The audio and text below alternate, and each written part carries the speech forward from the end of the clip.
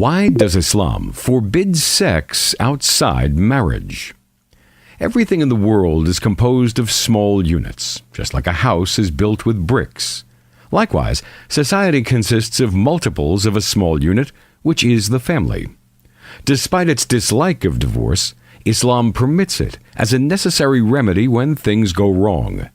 It encourages the preservation of the family because it is the most important institution in human society. Sex outside the marriage bond reduces the family into an institution that imposes unnecessary burdens. Why should a man fork out money and take on responsibilities when he can have his pleasure in casual relations that are easily terminated, just like one uses and discards a used disposable napkin? Nothing is more detrimental to proper relations and the family institution than the radical and polarized movements that marginalize the other sex. Feminist movements start with a premise that is contrary to the nature of women. They imagine that they help women when they advocate free and unrestricted sex. They call on women to behave exactly like men, regardless of the physiological and psychological differences between the two sexes. This has led to the emergence of a generation that considers the marital relation too restrictive, when it's the fundamental bond that promotes social security. This generation asks, why should one burden oneself with children and commitments? The question is, where does this lead us? The result is that 16% of world children grow up with only one parent. The figure is even higher in Western countries which do not encourage the continuity of the family. In the United States, the figure goes as high as 35%, which means that over 1/3 of the children in the most powerful state in the world grow up in an unhealthy family environment. 80% of such children live in families where the mother is the only parent, while their fathers leave to find other women.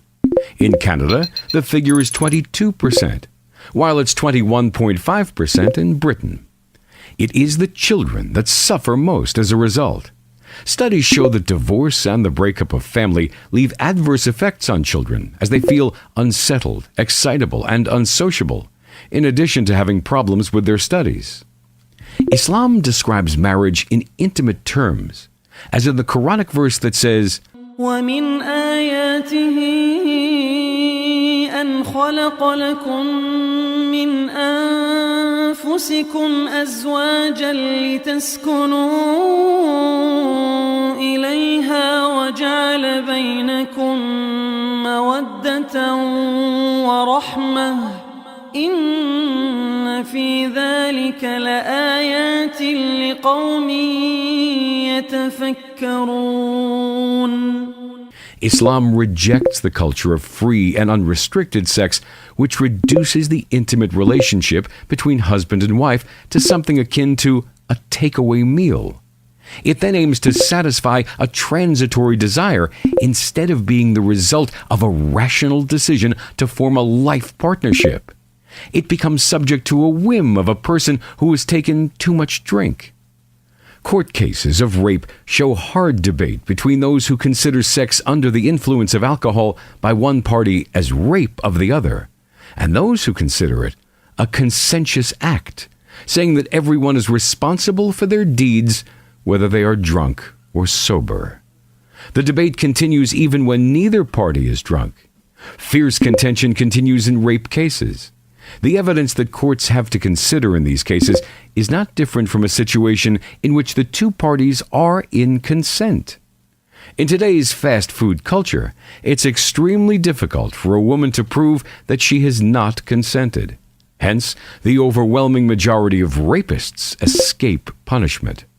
According to statistics, the figure is 80 to 90%.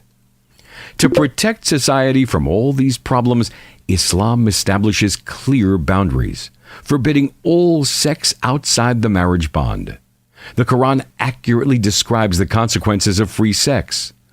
وَلَا تَقْرَبُوا الزِّنَا إِنَّهُ كَانَ فَاحِشَةً وَسَاءَ سَبِيلًا. Marriage is the only sound relationship between man and woman.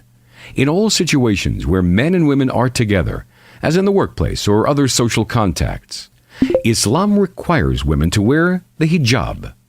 It thus elevates the woman from being a sex object. ومن آياته